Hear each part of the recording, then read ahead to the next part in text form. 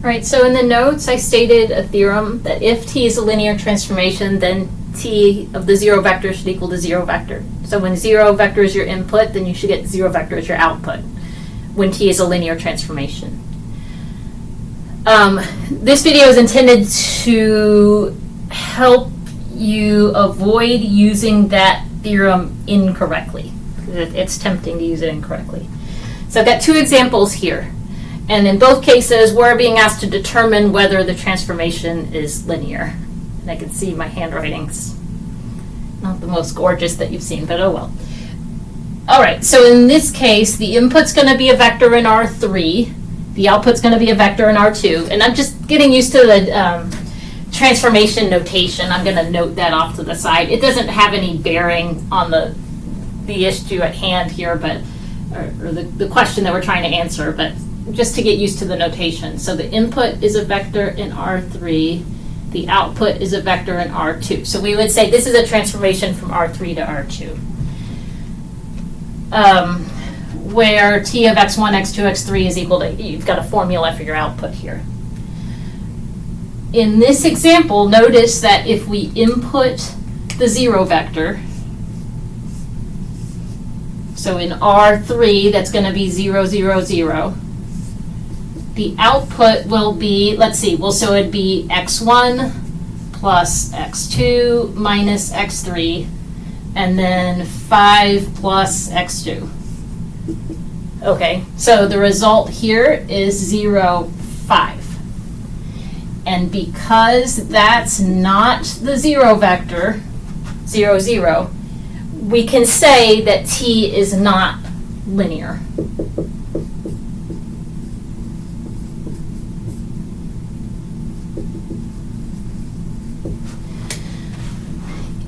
Because if t were a linear transformation, then t of the zero vector would have to be the zero vector. So the way you can use this, practically speaking, in your homework is if you notice that, hey, if I input the zero vector into this transformation, I'm not going to get the zero vector as the output, then that's enough to determine that it's not a linear transformation. So that's a quick and easy way to show that certain transformations are not linear, specifically when you have constant terms like the 5 here.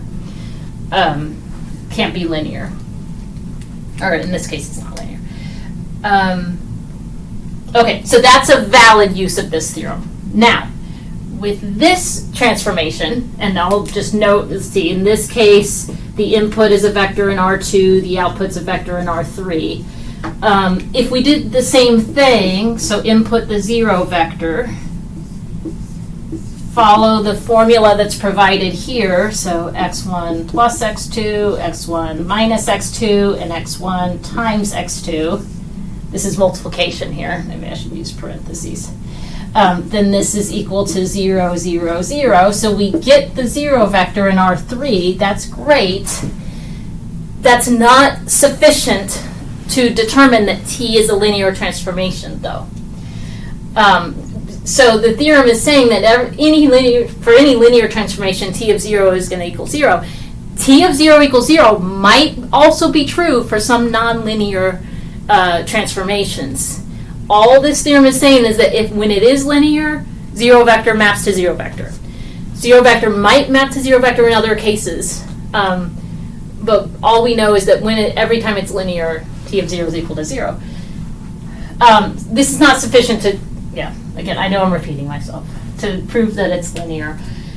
In fact, if we, I'm going to go for this property, t of c times u. Remember, if it's linear, it's got to preserve scalar multiplication, which means you can pull the scalar multiple out. What if I try that out here? And I'm just going to make up, you could make up pretty much any vector, and you're going to see the same sort of outcome here. So I'm just going to do 1, 2.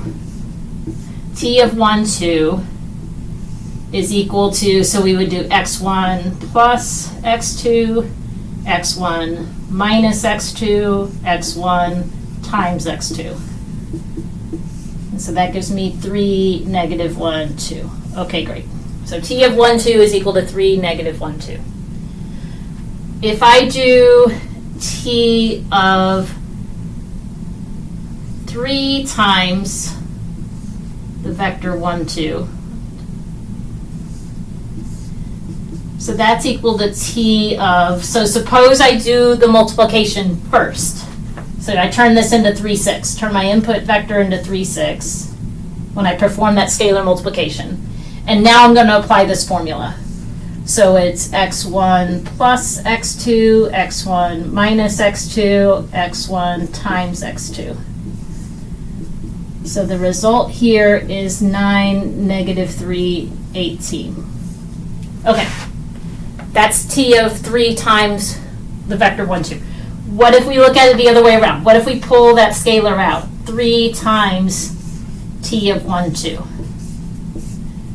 Well, so we just computed t of 1, 2 is equal to this vector. So let's not do that again. So this right here, no need to go through the transformation again. We can just take the result we found earlier, 3, negative 1, 2. If you do 3 times that vector, you get 3 times 3, 3 times negative 1, and 3 times 2. Notice that, so t of 3 times 1, 2 gives us this result. If you pull the scalar out, you get this result. It matches in the first 2 entries, but in the last entry here, you get different values. So what we have shown here is that t of 3 times 1, 2 is not equal to 3 times t of 1, 2. If t is a linear transformation, then you should be able to pull out the scalar for any scalar c and for any vector in x2. You should be able to pull the scalar out. So if you show that it doesn't work in one specific case, then that's sufficient to say, okay, well then it's not linear. Because if it's a linear transformation, it's got to work in every case. So showing something is not linear, you can use a specific case and show that one of those properties doesn't hold. So therefore, here, example B, t is not a linear transformation, even though t of 0 is equal to 0. I wanted to give you an example to convince you that this test by itself is not enough to determine which transformations are linear and which are not linear. It'll help you identify some nonlinear transformations, and that's all it does. So just don't use it inappropriately.